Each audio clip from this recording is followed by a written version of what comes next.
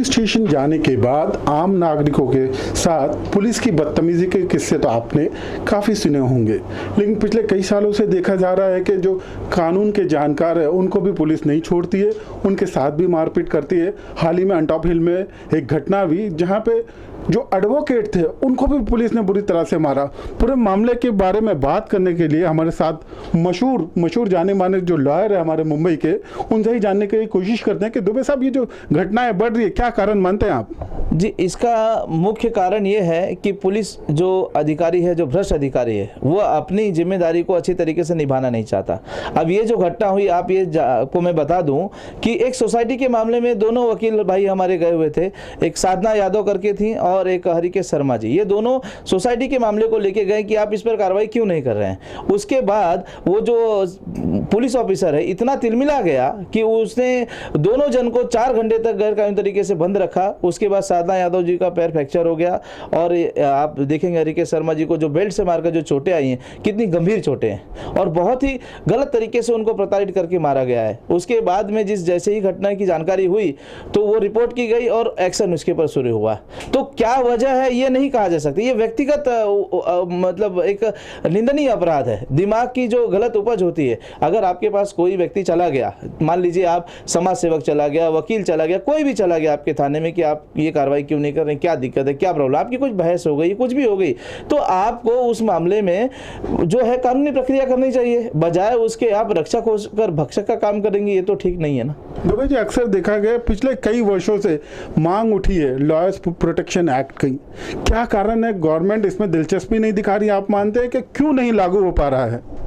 ये कहते हैं ना कि याचना नहीं अपहरण होगा, संग्राम बड़ा भीषण होगा। हमें ऐसा लगता है और ऐसा प्रतीत हो रहा है, क्योंकि इस मुंबई शहर में मैं देख रहा हूँ निरंतर हम वकील भाइयों पर अत्याचार हो रहा है। आप देखेंगे कि कम से कम 3-4 मामले तो ऐसे जो एकदम गंभीर स्वरूप के हैं। अभी मार्च में ये घटना हुई थी जिसके अंदर पूरे महाराष्ट्र के न्यायालय बंद हुए थे। एक दिन अगर न्यायालय बंद होता है तो कितना बड़ा नुकसान होता है।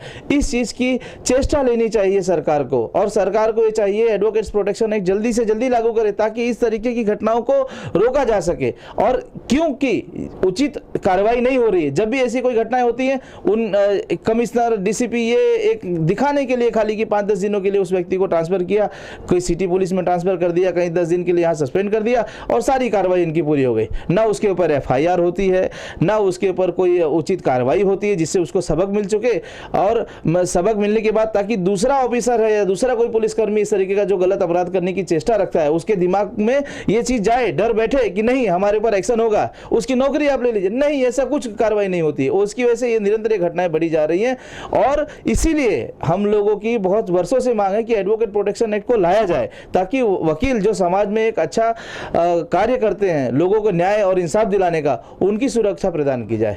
कहीं ना कहीं आप बीजेपी के साथ केंद्र सरकार में जुड़े हुए हैं, बहुत एक अच्छी पोस्ट भी रखते हैं। इस पोस्ट के बदौलत आप क्या करना चाहेंगे? जो आपके वकील भाई है उनकी बेहतरी के लिए, समाज की बेहतरी के लिए आप क्या कदम उठाना चाहेंगे? देखिए, मैं केंद्र सरकार से संबंधित रखता हूँ, हिंदी एडवाइजरी कमेटी जो है गृह मंत्रालय राजभाषा विभाग द्वारा, उसमें सदस्य हूँ।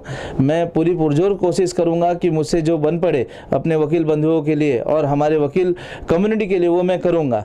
मैंने कई बार राज्यपाल महोदय और मुख्यमंत्री महोदय सबको मतलब भ्रष्टाचार व्यवहार किया हुआ है और अपने जो संबंधित मंत्रालय है इस लॉ मिनिस्ट्री वगैरह वहाँ भी किया है। तो कोशिश यही है कि जल्द से जल्द एडवोकेट प्रोटेक्शन बिल लागू हो जाए राज्य में, और केंद्र सरकार भी इसको लेकर प्रयासरत है, प्रयास चल रहा है।